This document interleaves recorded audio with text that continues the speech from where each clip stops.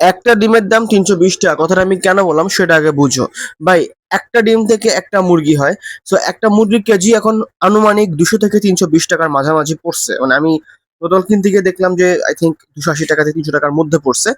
২৮০ টাকা কেজি ছিল, পরে কিনতে গিয়ে দেখি যে ৩২০ টাকা সামথিং দাম আসছে। তোর কথা হচ্ছে যে যদি একটা ডিম থেকে একটা মুরগি হয়, তাহলে ডিমের দাম কেন মানে ১০ টাকা ১২ টাকা, আর কেন একটা মুরগির দাম ৩২০ টাকা পড়ে? কারণ ওই ডিম থেকে তো পরে ইন ফিউচার কি ডিমটা বড় হবে।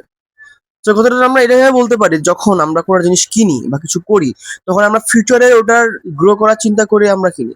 যারা রাজশাহীতে যাদের আম বাগান আছে, বা যারা আম বাগান ওনার, তারা আম বেচে না, গাছ বেচে। ফিউচারে এই গাছ থেকে এতগুলা আসবে, মানে ফল আসবে, সেখান থেকে এত লক্ষ টাকা আয় হবে।